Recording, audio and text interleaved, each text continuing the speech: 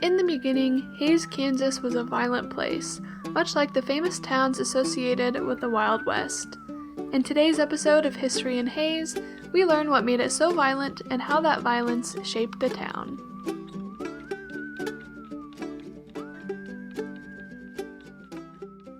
Welcome back to History in Hays. This is our second episode where we will be exploring violence in Hays, specifically during the early years in the 1860s and 70s. Joining me once again is Adam Conkey, Site Administrator at the Fort Hays State Historic Site. Adam, thank you for being here once again. Thanks again, Reagan. Yeah, so we hear all sorts of stories about the quote-unquote Wild West and see it depicted in movies and other media, but what made Hays a violent Wild West town in the early days? Well, Hays is a violent town for a lot of reasons. There's some racial discrimination that happens in Hays City. There's a lot of bleed over violence from the Civil War that kind of takes up some of the narrative in Hays City, and it's clouded with violence all around it, with the Indian Wars that are ongoing at that period in time. It's a new place, a brand new place. It's coming out of nowhere on the Great Plains, and there's a lot of different people trying to make their way in life, and some of them don't get along very well. So as far as Hays being a kind of focal point for at least a couple of years, it is the Wild West. Are those the same factors that would make, other famous places in the Wild West that same way? Absolutely. A lot of other famous places like Dodge City or Wichita or Abilene as cow towns, or Newton, they all have their own colorful early history. And colorful is the word we'll just use instead of, and it is in different ways, but it only seems to be the shade of one color, crimson. So Hays isn't a cow town. Its violence comes from something a little bit different. It comes from an earlier thing.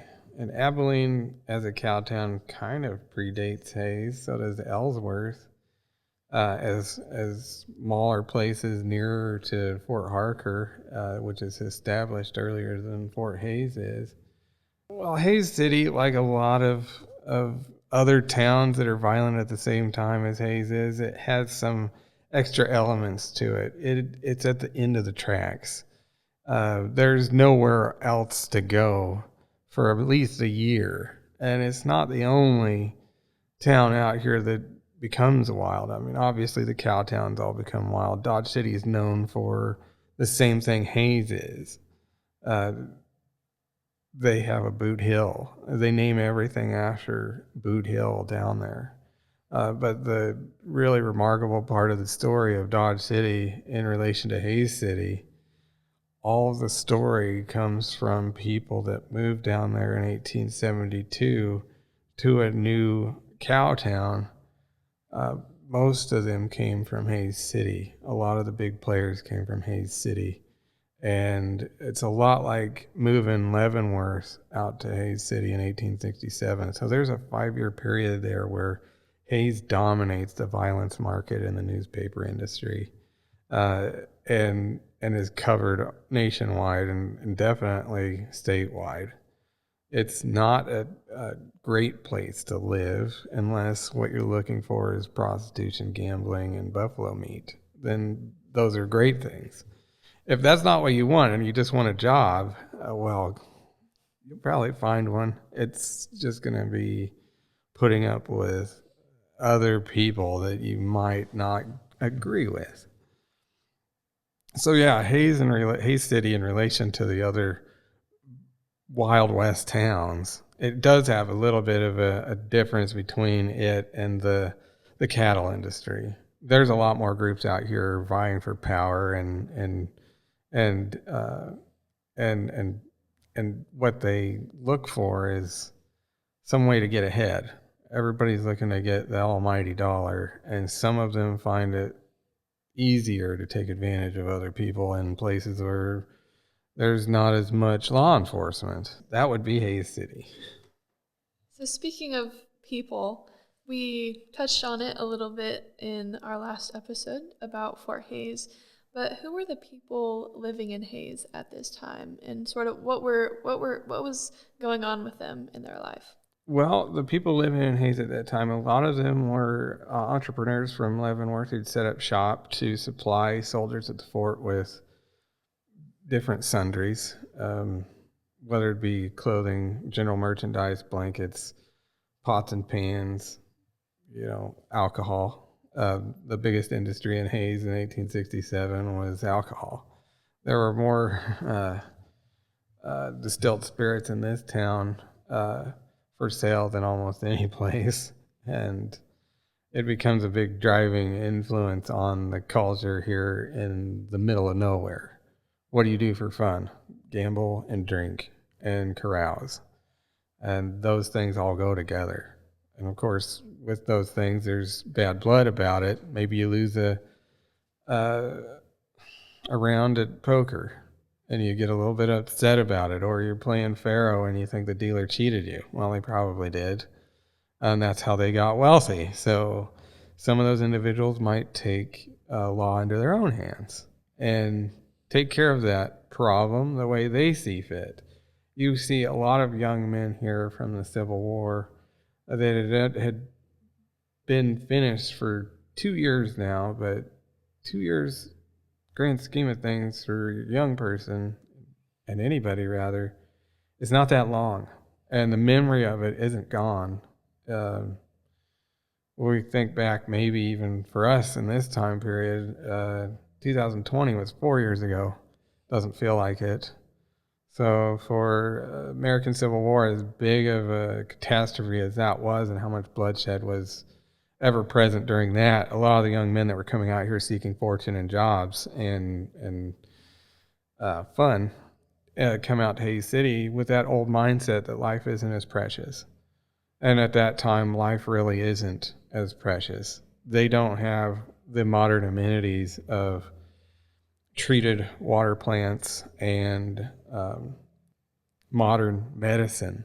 They don't have vaccinations for every single disease. We don't have to worry about infant mortality rates or mothers passing away from infections because the doctor didn't wash his hands. We don't generally have to worry about that now. But at that time period, you'd have a brood of children and maybe only one makes it out of 5 or 10. Or all of them make it, and you just have to be a blessed family. That shows you the cost of human life at the time. It's so high, and disease is ever present, to the point that the violence itself just marks another part of being alive. Life isn't as precious, and if you're into religion, that's something that comforts people, especially in a hard time like that. So it will get people through that. But the arguments in it are almost a crutch, because you expect the Almighty to take care of you forever and ever after the fact. Meanwhile, bringing violence on your brother should still be very much looked down upon. It just isn't here in Hays City in some respects. Now, the violence that was here, there was a lot of it, like more than what we'd expect, but not everybody out here was violent. Not everybody out here was discriminatory or racist. And for their time, maybe they'd be harsher than we are now. But not everybody was evil, I guess we'll say. Yeah, that's interesting. I've never really thought about that before. You try to put yourself in someone's shoes back then and try to think what their mindset was, but yeah, it's hard to kind of come to that realization, I guess. Yeah, we live in a different time. We live in a privileged time where the world it seems like it's moving forward. We get new knowledge immediately. And at that time, it's almost a new world for them too. Telegraph is a brand new way of communicating with people outside of your town. And it's that telegraph that sends that violence message of Hays City to the rest of the whole world. It makes the Wild West popular easier than the newspaper. Well, the newspaper is an element of the telegraph. You get your small message and you send it on to the newspaper. It becomes a blurb in some other newspaper like the Atchison or Wichita newspapers or Abilene, even in 1867, 68. Something I was made aware of just only recently was several of the more notable violent events that happened during this time are recorded on plaques downtown. So could you talk a little bit about what those were? Yeah, quite a few of those events that are recorded downtown Hays now on bronze plaques set up by the Ellis County Historical Society in I think 1972.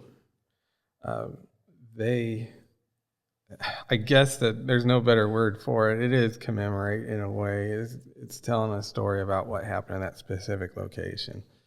And the more attractive stories in history happen to be the violent ones. We remember the wars, and when they happened, we remember why they happened and what duke or lord or prince decided to go become violent someplace else. And Hays City, being as violent as it was in a very short amount of time, had kind of made itself notorious. And the fame that was brought upon it at that time in the dime novels, and the colorful figures that are in them, like James Butler Hickok or Wild Bill, if you will, they become notorious out here. Their stories even get blown up out of proportion to the level of becoming mythic. And Wild Bill did not fight 80 troopers in a saloon down here. He didn't fight 10 of them either. They didn't chase them all across the country. It's a made up story, but it's one of those fascinating parts of our culture to throw out these mythic stories and add heroism to it in a time when there aren't any heroes. Hays City at the time had lost a few of their early sheriffs, one to gun violence. Some of them just said, I don't want to do this job here. But Thomas Gannon is one of the first ones in the Boot Hill Cemetery. And he was one of the sheriffs here in Hays City and ends up dying to a gunfight. A vigilance committee is set up in 1869 and elects Wild Bill as their sheriff. And if we think about it in terms of today, I don't think a lot of people would go for that, where businessmen elected their own lawman to serve their interest. It's not that he necessarily did serve their interest in a convoluted political way where he got a lot of graft and money out of the deal, but I don't know that. I don't think anybody could really guess at that time there wasn't somebody giving money under the table to somebody. And if you had money, like a lot of the big town founders did, if they were on the vigilance committee and had the power to create law in this area, they may have paid people. I'm not saying they did. I'm just saying it's a possibility. So Bill Hickok ends up getting run out of town because he is too violent. The town doesn't necessarily need somebody like that in it if their answer is to pull a gun on someone. One of the more famous stories on those plaques is a gunfight between Bill Mulvey and Wild Bill Hickok. Now, as a lawman, he has a personal duty and a civic duty to stop any violent offenders in town if he needs to. Bill Mulvey was carrying around down near the railroad tracks, running up and down on his horse and shouting and shooting his gun off. And of course, to a lot of people, that would sound like a provocation. He's probably going to end up hurting somebody. And Bill Hickok comes up behind him while he's riding his horse through town like that and says, "Don't point that gun at him." And he turns around looking for whoever. Bill Hickok had kind of tricked him and shot him the minute he turned around. So you're starting to look at this vigilance committee and a sheriff that happens to be taking the law in a direction it probably shouldn't go. You also have kind of a corrupt judge at the time period as well. He shows up in the plaques too. His name is Judge Joyce. And Joyce is one of the early town founders, but he was also one of the he was one of the people responsible for getting Rome as a town site. He's trying to build it up, and he leaves Rome with a small delegation to Hays City to talk over the matter of town founding. And as they're leaving Hays City, somebody takes a shot at Judge Joyce. It hits him in the arm. And it's a superficial wound, but they'd said, at least at the time, that for Judge Joyce, that was the saddest thing that ever happened to him, was healing too quickly that the ladies didn't take as much notice of him. He happens to get Bill Comstock out of off of a trial for murder. And Bill Comstock had killed a fellow, and of course, Judge Joyce asked him directly, "Did anybody see you do it?" Well, no. Well, then I guess there's no evidence then for this murder, and if no one saw you do it, then it didn't happen, even though there's still a dead person. So Judge Joyce isn't known as a great character of law at a time period. So there's a lot of people that are out here taking advantage at the beginning, and he's one of them. Hickok sort of is one of them. He's trying to do a job. The Vigilance Committee is set up to take advantage of people too, and that's all. There's a lot more colorful stories for all of those people, but they show up in the plaques downtown, and they kind of showcase what the Historical Society at that time in the 1970s wanted to address as early Hays City famous stories. And at one point, really, if you look at the violence that was here in Hays City, it was worse than Dodge ever was. And that, I would assume, shapes the town in a way. It does. I mean, they named their cemetery that's on a hill north of town. They named their cemetery Boot Hill because of the guys that died wearing their boots. They didn't die of old age. They didn't lay down and go to sleep. They were killed doing a job, or they were a prostitute, or they were somebody that died at a very young age and got put in a cemetery where a lot of other gunfighters, horse thieves, and lawmen got put down. It's really an interesting microcosm of history to have all of those groups of people at a young age get buried, and the very name that you give it is Boot Hill. There's no Boot Hill before it, as far as I know. There's no Boot Hill before it, and I know there are ones after it.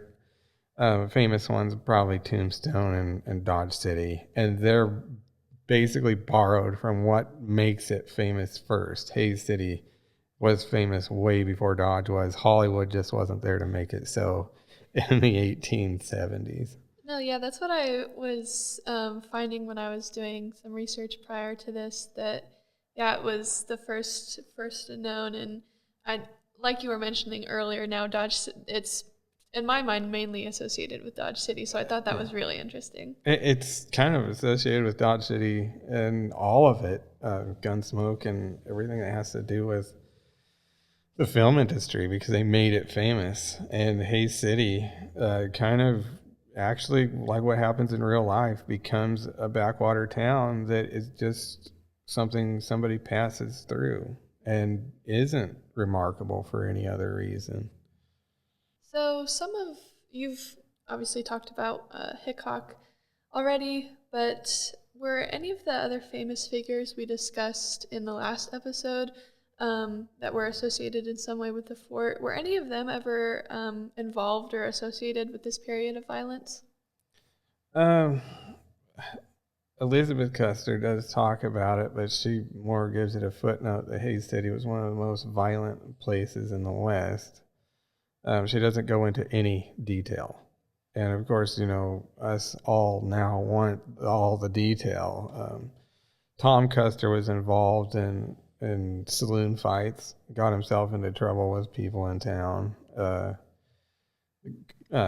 George Armstrong Custer's brother, of course, but and who happens to be a Medal of Honor winner. So I mean, you're talking about a famous guy who kind of was famous in his time, just by association with his brother. Bill Cody would have been staying at the Perry House when his wife came into town. They set up, of course, she talks about it. Louisa Cody talks about it as this nowhere place. Like Buffalo Bill wants to form the town of Rome, like we just talked about with Judge Joyce, and he's claiming he's going to be a millionaire off the land that they're going to speculate on and sell, and of course that all falls apart for him. I think a lot of people in 1867 and 68 thought this was going to be a new booming metropolis, and here's where all this fun stuff is. That doesn't turn out to be the case. Even with modern Hays, it's not a booming metropolis. It's a very put together, nice town, but it's not your economic driving force that Wichita is. Industry just never shows up in Hays City for whatever reason to propel it up even more than it is. And then it never becomes a cow town. Despite the railroad being here, it never quite becomes a cow town. Ellis sort of does for a different western cattle trail, but it also doesn't become famous for it. Like Dodge City or Abilene or Ellsworth or Wichita. It doesn't become famous for it. It wasn't long enough for it to. It didn't happen long enough for it to become famous. So, kind of pivoting a little bit, some of this violence during the time that we've been talking about was racially motivated. I think you've talked about that, or you mentioned it a little bit earlier. So, what was going on there? Well, very beginning of Hays City history, we have two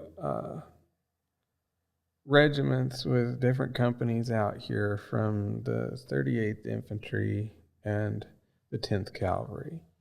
And those are both black units. The people that are out here at Rome and Hays City don't particularly like people that look different than them. They're not especially ecstatic to have Native Americans outside that want to trade. They're not especially ecstatic to have black troops south of town. And a majority of the troops here in 1867, when violence really starts off here, are black troops. Later on, they get moved away, but Hays City, in its early time period, was known as a sundown town. And that basically means if you're colored in any way differently than the people living in that town, you'd probably better not be on the street at night in Hays City after the sun goes down. Well, there's a few lynchings that happen in town. There's some sexual violence that happens in town as well that shouldn't have happened, and it caused a riot with some of the black troops that were at Fort Hays. And to such a degree that the post commanding officer had sent troops in to quell the violence, and they were all black troops. And of course that makes Hays Cityans very upset that black troops are sent in from the post to stop violence from happening. And that just makes things worse. Also, the fact that a military officer had decided to take law into the hand of the post and not for the people in Hays City itself, that is on its own a transgression, at least as far as I don't want to say law-abiding citizens, because we all know Hays City, it had very few of those, especially at that time. And if they were law-abiding, they didn't cause violence, but they sure advocated for it if they were rioting against black troops being in town. Some of the troopers were lynched out at the railroad trestle for another incident, and then Rome itself had a few gunfights between black troopers and the saloon keepers. So, as far as probably the most violent part of all of it, like I'd say, even having the racial divide in town was made it even worse than what just a few desperados from old grudges of the Civil War had. And the black troops in presence makes that even worse. The old galvanized Yankees that were probably out here, some of the friends of Custer's happen to be fellows that were ex-Confederates. One of them went on to Dodge, became mayor of Dodge City, Dog Kelly. He's called Dog Kelly because he liked hounds, same as Custer did, but he gets a nickname Dog Kelly, John Dog Kelly, and he's another violent character that shows up on the plaques. He happens to get upset at a gunfight at a saloon next door to him, and one that gets a sheriff in town killed, Pete Lanahan, or Rattlesnake Pete, is killed in that, and of course, Dog Kelly doesn't kill him, but he's mad enough to shoot his gun off at people. And that's something that most law-abiding citizens are never going to do unless they're called to violence. And Dog Kelly just throws his gun out into the middle of the mix too, just to make things worse. And then he moves to Dodge City. So a big surprise, he becomes mayor, and Dodge City's also a violent town. It just doesn't... It follows, I guess. Violence begets violence. And, so the racial divide in this town, it gets alleviated a little bit when the companies move out. But there's still somewhat bad blood in town. We've kind of already touched on it a little bit, but how did this violence, and again, that's both in general, but also the racial violence that was present, how did it impact Hays initially? And, now all these years later, is there still any traces of that impact? I'd say the only traces left of it is the mythic history. That's the only trace left of it. Generally speaking, the town doesn't still ascribe to violence as a means of an end. So it's not nearly as bad of a place, and it hasn't been for 150 years, really, after the fact. There's things that stop it from being violent, but the racial disparity goes away when the companies of the 38th Infantry and the 10th Cavalry are no longer out here.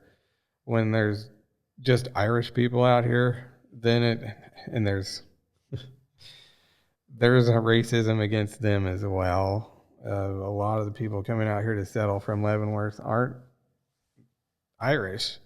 They're nativists, as you should probably say, Americans who are of English stock, and the soldiers, a lot of them are Scots-Irish, or Irish and just plain Irish Catholic, and that's very strange for some of these New England Protestants that are out here not knowing what to do with this stuff. It's not foreign to them altogether, but there's so much of it that there's a slight bit of racism towards the accent and maybe the complexion of between the two. There's not much of a difference, but for people, it doesn't take much of a difference to cause violence.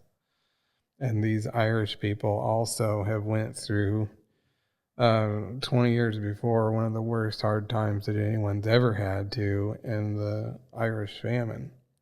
And that's also caused a little bit by British government. So you've got people moving out here, joining the Civil War, who were as kids starving to death. And the only way to survive was to join the military and get paid to try to live. And they were promised food. And who wouldn't take up that, who had went through some very harsh times? And if those are harsh times and you're stealing for food and killing for food, like what happened in Ireland, it's another story of violence. Once again, one more group of people that have went through the hardest times of their lives is happening right now in 1867. You've got Irish people dealing with it. You've got the Cheyenne tribes dealing with it. You have the black troopers who have recently freed ex-slaves dealing with it. And you have Confederates who lost their complete way of life in the South also trying to deal with it. And there's no winners. Nobody wins at all during this time period. The ones that win happen to be the ones that take advantage of the power and the money and the economy. Those are the guys that win. So, just based on your last sort of point there, kind of paints a picture of just how bad things were. But over time, the violence eventually, lessened. So why did that happen? How did that happen? How was Hayes and the rest of the quote-unquote Wild West tamed? There's a few speculative reasons of why Hayes City becomes less violent and why there aren't any problems here anymore. One, probably you get, and they like to say it's part of their mythic story too about the whole area. The Volga Germans move in and they're Protestant and Catholic. They're very religious, and they're a group that have come from Russia, and they have held their traditions because their family traditions were religious. They happen to be less violent. Also, if you look at somebody trying to build a life, a farmer is looking to sustain a whole living for the rest of his life off of the industry that he creates. And a railroad worker is only doing it temporarily, or an enlisted man at the fort is only doing it temporarily. A farmer comes in and tames what those two couldn't do. He has more of a static way of living, and he wants to keep growing and pursuing that effort his whole life by having and raising a family that will do the same thing. And so in that regard, the more people that come out, that immigrate out here just to become farmers, they start to turn the whole thing around. But the real probably reason for violence to stop is the temperance movement getting prohibition across the state accomplished. By 1881, the whole state is completely dry. There's no alcohol to be sold. You can still make it yourself, which the Volga Germans did. You can still make it yourself, but you can't sell it. And they'll probably crack down on you making it yourself too, especially if it's harder alcohol, harder liquors. But yeah, with the taming of it, you also get different people in that don't have that same tie to the violence and the disparity of human life as you did before. And as time moves on, you start seeing people want to build a community and have a long-lasting focal point in their lives. And so that changes how Hayes City acts from 1867 to about 1880. And eventually it's all gone. That restless spirit is now tamed. People are settled. People are comfortable. It becomes a real town, a place to live in. The very last of the Wild West for Hayes City is burned down in 1895. Most of the buildings that would have been put up that would have been recognizable to everybody along the railroad tracks in some of the more violent years, those old wooden structures are completely gone. And 9th and 10th Street, what is there now, the first block of it west of Main Street, at that time were called North and South Main. They're gone. There is no more vestige of a Wild West. So the narrative then becomes very Volga German, and the population itself is almost completely made up of Volga Germans. Not as many of the Irishmen are left that we were talking about. Not as many of the nativist English-related people from New England are still here. A lot of them have moved on to what at the time they thought was paradise, or said was paradise, Colorado. Yes, well, I will probably be able to talk more with a couple other people about the Volga Germans in a later episode, so it'll be really interesting to hear what they have to say about their settlement and what their perspective is on the violence at that time and how it lessened. So I think that will do it for this episode, but thank you again so much for chatting with me again. You're welcome, Reagan. And thank you for listening to History in Hays. Join us for our next episode to learn who the Volga Germans were and how their culture is still seen in Hays and Ellis County today.